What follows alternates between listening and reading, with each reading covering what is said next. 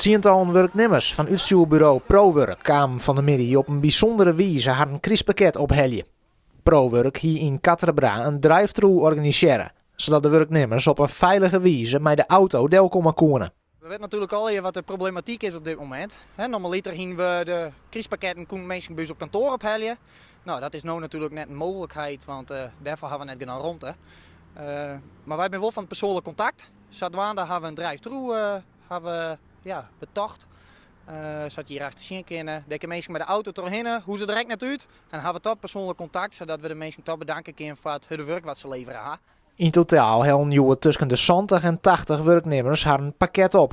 De kar voor Catrabra wie vooral maken vanwege de centrale lissing van de mensen.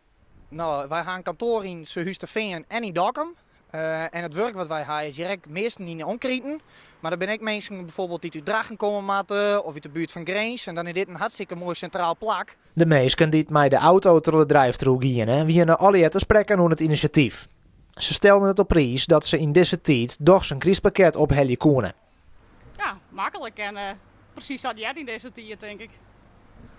Ja, want op een andere manier, dat is er eigenlijk net bij, hè, dit hier. Nee, we moeten al een beetje afstand houden en dan is dit het veiligste, denk ik, zodat we het nou doen. Die zitten er al in. Ik dacht, nou, we krijgen vast wel, maar hoe?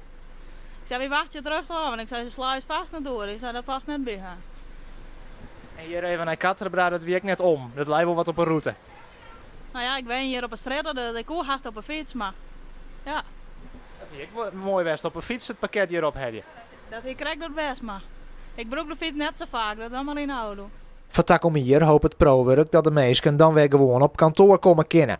Want ook al binnen de werknemers, vooral bij orenbedrijven aan het werk, het stukje contact bloot belangrijk. Wij hebben eigenlijk alle mensen die het willen werk hebben, die spreken we eerst persoonlijk.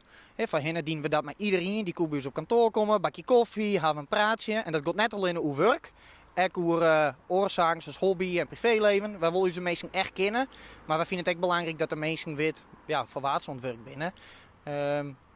Het wordt net een vriendschap, maar toch een soort van zakelijke vriendschap keertje in.